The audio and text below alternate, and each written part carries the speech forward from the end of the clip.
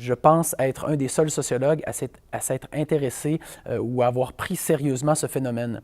Et c'est curieux parce que même les sociologues, comme les gens que je rencontre, même les étudiants ou les étrangers que je rencontre, me demandent, mais Vincent, tu ne crois pas à ça pour vrai, là? Et je leur dis toujours, oui et non.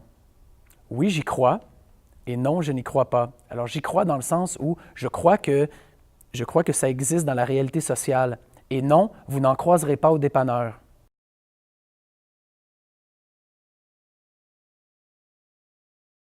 On peut dater, par exemple, sortir la date 1832, où là, c'est l'apparition du mot zombie dans les dictionnaires.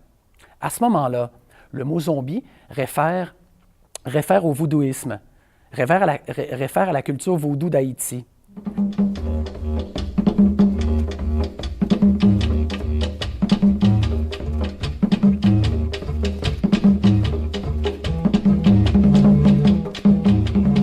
Qu'est-ce que c'est un mort-vivant? Qu'est-ce que c'est un zombie à Haïti? Bien, un zombie, c'est quelqu'un qui a été ramené à la vie par l'intervention d'un Ungan, l'intervention de pouvoirs surnaturels. Mais ce qui est plus intéressant là-dedans, c'est qu'en 1832, on commence à parler du mort-vivant comme on reconnaît un mort-vivant, on reconnaît un zombie à Haïti comme quelqu'un qui ne se reconnaît pas lui-même. Donc, quelqu'un qui est en perte ou en crise d'identité. Le zombie haïtien, le zombie du vaudouisme, c'est quelqu'un qui est absent. C'est quelqu'un qui ne se reconnaît pas et que l'on ne reconnaît pas de l'extérieur. Au même moment, dans la science, on commence à s'intéresser au plan psychologique et au plan sociologique à l'identité et on attribue ça aux individus.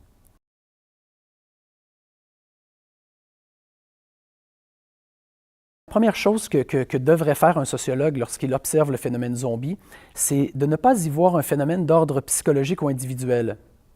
Donc, on ne se pose pas la question « Pourquoi il y a des individus qui sont fascinés par ça? » Mais la question, ça, c'est une question d'ordre psychologique.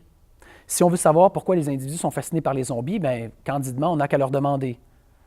Alors, d'un autre point de vue, ce qu'il faut se demander, c'est pourquoi la société en elle-même est-elle fascinée par le zombie en tant que récit de fin du monde, en tant que récit eschatologique. Le zombie présente un scénario de fin du monde. Alors, d'un point de vue sociologique, je pourrais le dire ainsi, à travers les films de zombies ou les films de morts vivants, la société met en scène une possibilité de sa propre extinction. Et elle le fait en mettant en danger son environnement direct, c'est-à-dire l'individu. Dans les films de zombies, c'est l'individu, c'est-à-dire l'environnement de la société qui est mis en danger. Alors, paradoxalement, je pourrais ajouter à cela, la société produit des récits eschatologiques comme Zombie, qui n'est pas le premier d'ailleurs. On a déjà parlé de l'Apocalypse avant, on a parlé des prophéties mayas, on a parlé des différents récits de Nostradamus de fin du monde. Donc, si la société fait ça, c'est pour assurer paradoxalement sa propre reproduction. C'est comme si la société, à travers ce gouffre, à travers ce néant, mettait en scène sa propre possibilité d'extinction pour s'assurer que demain, elle sera toujours là.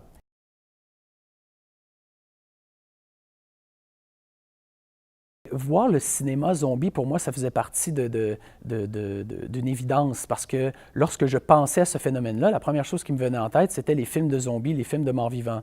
Alors pour moi, c'était un devoir, c'était mes données. Je devais aller voir ces films-là puis essayer d'en dégager le sens, la symbolique et la sémantique.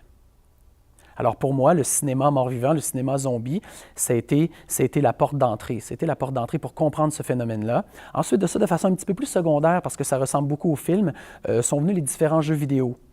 Mais dans les jeux vidéo, aujourd'hui, on a la reproduction quasi parfaite des films de mort-vivant, des films de zombies. Alors pour moi, les films de zombies, c'était mes données primaires. Parce qu'il y a deux écoles en ce moment dans le cinéma. Il y a le zombie, l'école, il y a deux écoles autrement dit. Il y a l'école du zombie lent, qui est d'une inspiration directe des films de George Romero. Et il y a tout récemment est apparu le zombie rapide, le zombie infecté, le zombie frénétique sprinter qui peut courir après ses victimes et les dévorer. Il peut grimper sur des murs, escalader des parois. Donc, il y a le zombie habile, rapide. Et de l'autre côté, il y a le zombie lent classique. Pour ma part, j'ai une préférence pour les lents. Je les aime nombreux, lents et déterminés.